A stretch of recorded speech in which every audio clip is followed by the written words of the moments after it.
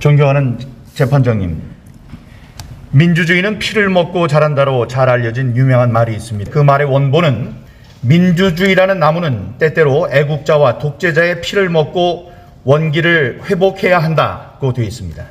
미국 헌법의 기초를 잡은 미국 제3대 대통령 토마스 제퍼슨이 한 말입니다. 참으로 의미심장한 말이며 그 같은 사례는 우리 현대사에서도 쉽게 찾아볼 수 있습니다. 지난 1960년에 있었던 3.15 부정선거가 그랬습니다.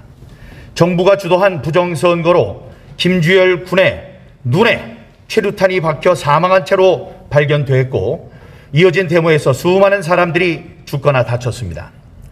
4월 18일에는 데모를 하던 고려대생 2명이 정치 깡패들의 공격을 받아 숨졌고, 이는 4.19 혁명과 5.16 혁명에 불을 당겼습니다.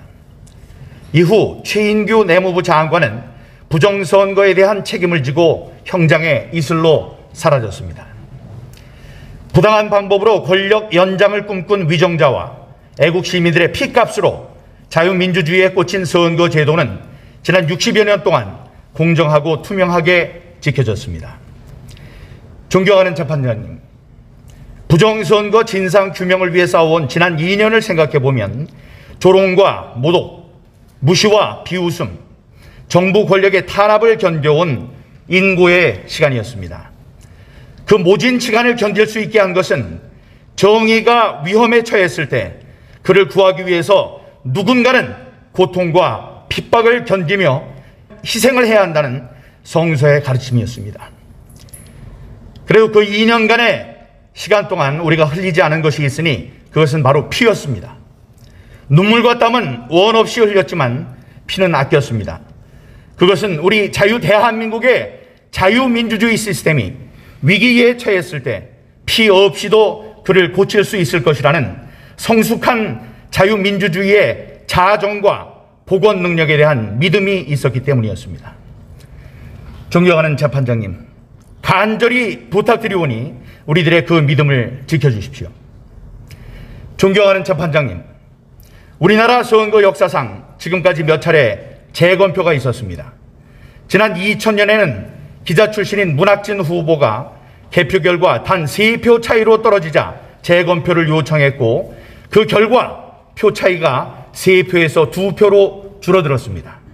단 1표가 줄어들었을 뿐입니다. 지난 2016년에는 인천 부평 갑구에서 우리 재판부 대법관님의 남편인 문병호 후보가 단 26표 차이로 낙선했습니다. 문 후보는 재검표를 신청했고 77일 만에 실시된 재검표 결과 26표의 차이는 23표 차이로 줄어들었습니다. 재검표로 바뀐 표는 단 3표에 불과했습니다. 이런 결과라면 완벽하지 않은 인간이 어쩔 수 없이 저지를 수 있는 실수며, 이런 정도라면 우리 자유민주주의 체제는 굳건하다고 할 수 있습니다. 그러나 바로 여러분들께서 지켜보신 제21대 총선 인천 연수구 을구의 재검표 결과는 어땠습니까? 무려 1년 2개월 만에 실시된 재검표에서 약 1000장의 이른바 일장기 투표용지가 쏟아져 나왔고, 생전 보도 듣도 못한 배춧잎 투표용지가 발견됐습니다. 난데없는 300표가 원고의 표에 더해져서 지금 그 책임을 두고 대법원과 중앙선관위라는 두 헌법기관이 다투고 있습니다. 존경하는 재판장님, 이건 우리 선거제도가 고장이 났다는, 그것도 심각하게 고장났다는 신호입니다. 1974명이 투표를 한 인천 송도 2동 제6투표소에서 과반인 1000장의 투표용지가 흉측한 모습의 일장기 투표용지였다는 걸 우리 국민들은 받아들일 수 없습니다. 이렇게 유린된 선거제도를 그냥 믿어달라고 하기에는 사태가 너무나도 심각합니다. 재판장님, 우리 국민은 헌법이 보장하는 완벽한 자유민주주의를 누릴 권리가 있습니다. 저는 지난 4.15 총선에서 훼손된 제 지역구 유권자들의 참정권을 복원시켜드리고자 지난 2년간 싸워왔습니다. 이제 그 종착지가 멀지 않아 보입니다. 존경하는 재판장님, 굳건한 뚝도 손가락만한 구멍에 의해 무너집니다.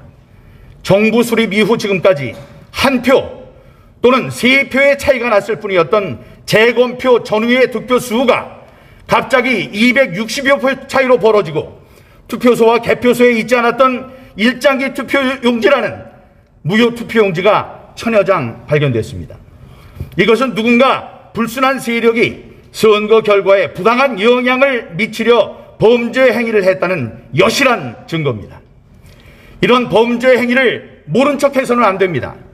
그것은 정의가 무엇인지 혼란스러워하는 사회에 대해 오직 양심과 법령이 명령하는 바에 따라 분명한 이념적 표들을 제시하는 대법관님들의 고귀한 사명에 어긋나는 일입니다. 만일 이번 투표를 정상적인 투표라고 하신다면 앞으로는 개표장에서 수만 장의 무효 투표지, 가짜 투표용지가 쏟아져 나오더라도 그 선거가 정당한 선거라고 선포해야만 하는 돌이킬 수 없는 판례로 남는다는 사실을 부디 기억해 주시기 바랍니다. 저는 이번 선거 부정으로 얻을 이익이 거의 없을 것으로 보이는 중앙선관위가 이렇게 길을 쓰고 각종 거짓말을 쏟아내며 공정한 재판을 방해하는 의도를 참으로 알 수 없습니다.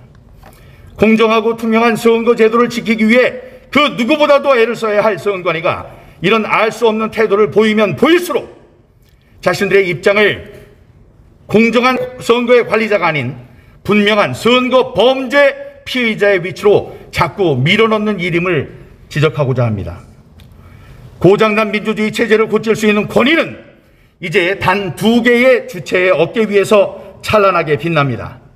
그 하나는 바로 저스티스, 정의라고 불리는 여러분 대법관들이십니다.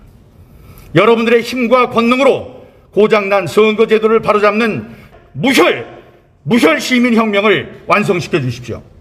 여러 대법관님들의 의로운 판결을 우리들은 고대하고 있습니다만 불행히도 그것이 불가능하다고 판단될 때 우리는 또 다른 주체인 민주 시민들의 힘에 기대며 그동안 아껴두었던 피를 흘려야 할지도 모릅니다.